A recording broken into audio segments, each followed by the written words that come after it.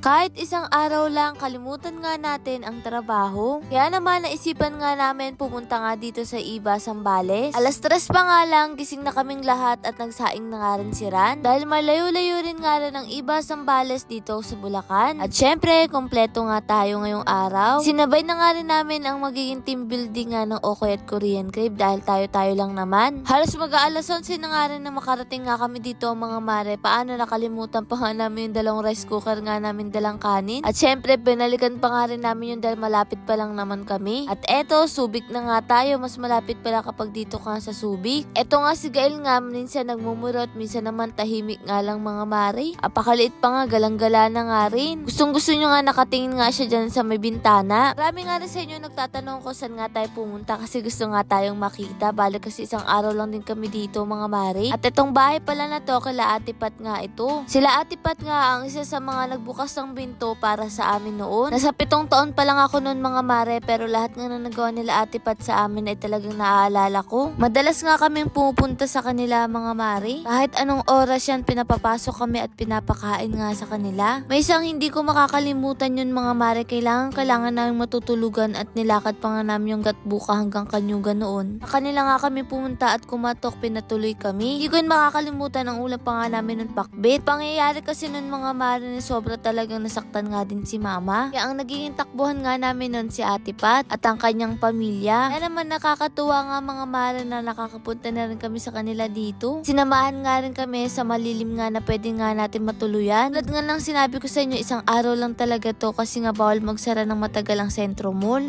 Pagdating nga namin, nag-asikaso na nga ang bawat isa dito, mag-iihaw kasi tayo. Itong si Gael nga natin mga mare, tingnan nyo ng tamang ngiti nga lang sa gilid habang buhat ng lola niya. Ang tuwa nga siya sa ninong niya mga mares kasi lagi nga binubuhat ni Kuya Mark. Nasanay na rin kasi namin mga mare itong si Gael para kapag uwi tayo ng Bicol ay sanay na siya sa malayuan. Buti nga din sumama sila Kuya Toleds at Kuya Richard. Kala ko talaga hindi sila sasama pero buti na lang sumama nga sila. Kahit isang araw nga lang mga mare, makakapagpahinga nga tayo. Kaya kayo deserve nyo at sa inyo na to para magpahinga sa dagat. Alam nyo ba mga mare na first time nga lang namin makakapunta nga dito ng sama-sama at kasama si Gael. Alam kong hindi niya pa ito maaalala pero at least nakasama nga natin siya at pwede niya itong mapanood balang araw. Eto nga sila Kuya Mark ay nag-ihaw-ihaw na nga rin dito. Ito nga yung mga nilagay pa namin kagabi. Dahil nga alas 4 pa lang ay umalis na tayo sa Bulacan kaya hindi na rin napaliguan itong si Gael. Ayaw niya kasi natutulog na hindi siya napapaliguan. Tingnan naman tuwang-tuwa. Mula nga nung baby yan mga mare ay talagang hindi siya takot sa tubig. Tuwang-tuwa siya tuwing pinapaliguan nga siya. Siguro nga mga mare, init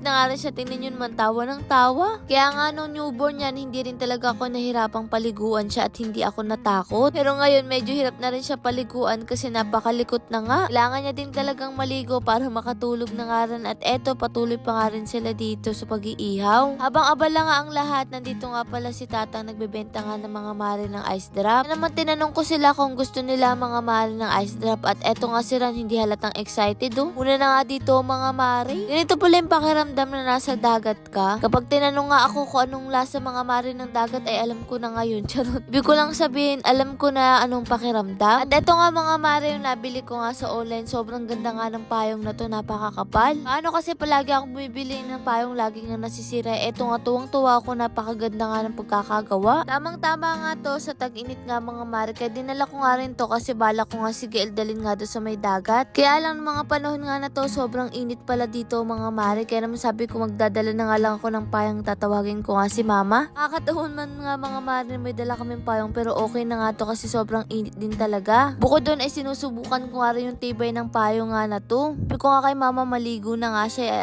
ayaw mga mare. At eto nga si Rami nalalaman pang pahila-hila nga sa akin kaya lang malakas nga yung alon dahil malakas din ang hangin. Pero ang plano ko talaga ay hindi muna nga ako mga mare maliligo ngayon. Magbabantay na nga lang kako kay Gael at sila na nga lang. At eto nga si Ran hindi na napigilang lumangoy. Mapapansin nyo nga wala masyadong tao kasi hapon pala dito mga mare, dumadagsa ang tao kasi mainit talaga. Kaya lang hindi sapat yung oras natin mga mare kaya naman isinusulit na nga namin. At ayan, pinag-iiwan na nga ako nila mama dito. At eto, abala pa nga rin sila sa pag-iihaw. Ito na lang din kasi ang gagawin mga mare tapos kakain na nga rin. At tinikpan ko na nga yung mga iniihaw nga nila at eto nga si Ron, tamang dukot lang din. Sabi ko nga kay Ron, deserve nga namin to kasi mga bata pa naman kami pero hindi namin nakukuhang mag-enjoy minsan. Mas masaya nga to dahil nga kasama nga namin sila mama at sila Gael pero wag nyo na pong asahan si tatay kung maliligo yan, takot si tatay. Pero okay lang yun, at least kasama nga namin si tatay ngayon at eto nga nag-iihaw pa nga rin. By summer na nga mga mare, may milon na. Tingnan nyo naman, napakaganda ng kulay. Kaya naman etong si Ran, inasikaso na nga rin niya mga mare. Eto nga yung maganda sa outing, yung kanya-kanya kayo ng ginagawa para mas mapabilis. Nga to sa pinagpapasalamat nga namin sa Diyos kasi naipaparanas na nga namin at nararanasan to. Yung mga batang lagi lang nakikisabit sa mga outing ng iba, ngayon ay meron na sariling outing. O siya, tara mga mare, sabay-sabay na nga tayong kumain dahil patapos na nga rin ito. Kung na nakapunta dito sa Iba, Sambales o taga dito ba kayo mga mare, kasi marami rin nagsasabing marami ditong nanonood. Kaya naman sa lahat ng mga taga Sambales na nanonood sa amin, shoutout sa inyong lahat. Ay nako mga mare, alam ko babalik kami dito, malaki na rin siguro si Gael. Ngayon naman nga mga mare, yung damit nga ni Gael dito pa sa balikat ko. O siya, assign nyo na to para mag-outing kayong buong pamilya. Bibigay pa rin tayo ng munti regalo sa mga nakapalot nagsishare ng ating vlog. Lord, maraming salamat po sa lahat ng blessing at syempre sa inyo mga mare. Paano ba yun? Bukas na lang ulit.